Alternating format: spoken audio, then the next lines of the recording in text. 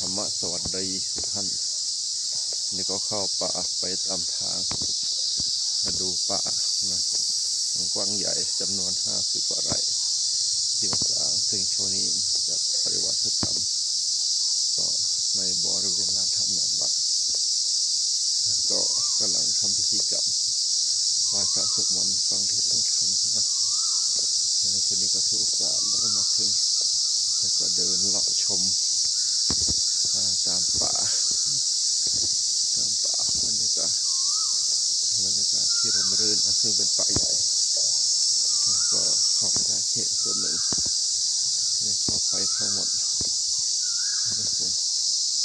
ก็เลาะตามป่าไปเรื่อยๆนะซึ่งลึกๆไปก็จะเป็นที่ปรากฏของพระคุณเจ้าที่ขอปฏิวัติกรรมที่ปรากฏ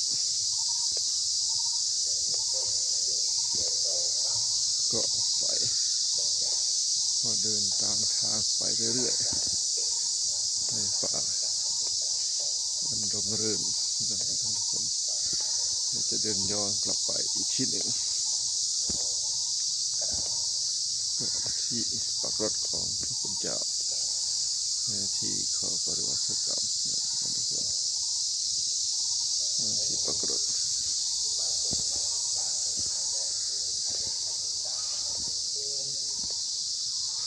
ทางใหญ่มาดูเนาะแล้วก็จะภายในป่าก็จะมีพระอาทิตย์ปรากฏแล้วก็มีห้องน้ำของคุณเจ้าที่เขาปฏิวัติกรรมนะที่วัดสะอาดนะท่านผู้ชมย้อนกลับไปทางเดิมนะไปเก็บเริ่มต้นจากตรงนั้นนะก็พาทุกท่านมาดูมาชมบรรยากาศป่าอีกนิดหนึ่งนะซึ่งวันนี้ก็เดินไปดูทั้งหมดไม่ได้นะเป็นป่าใหญ่นะที่เงียบสงัดแล้วก็บรรยากาศที่ร่มรื่นกับป่าไม้นะทุกท่านทุกคน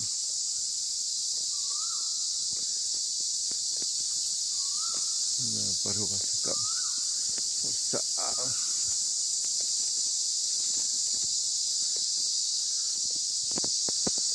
ไปในทุกที่ไปดูป่า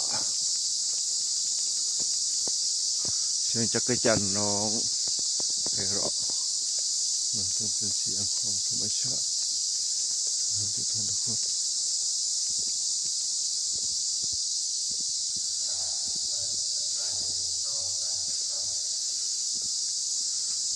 ต้นไม้ใหญ่ๆสวยงามดูเนาะดูแล้วสบายใจสบายใจ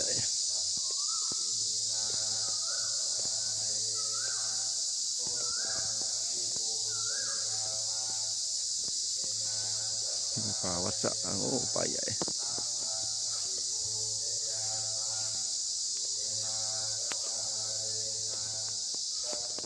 ชมบรรยากาศตามป่าทุกท่านทุกคน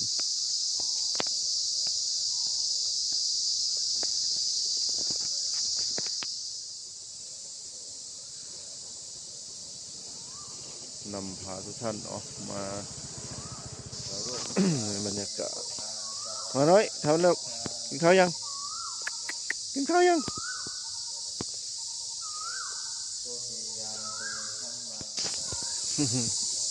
บรรยากาศ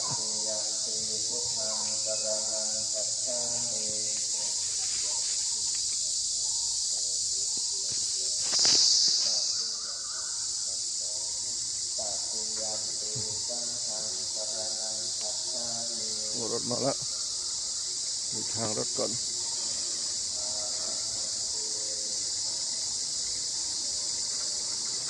บรรยากาศรถเข้ามา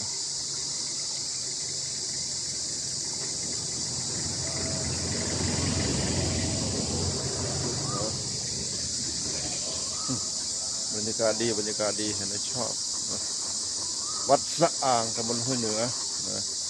นะก็เป็นเดินเมื่อกี้เดินชมป่านะก็บรรยากาศดี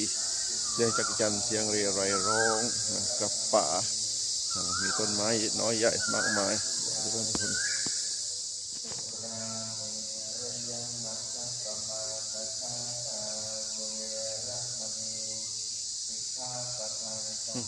รยากาศดีบรรยากาศดี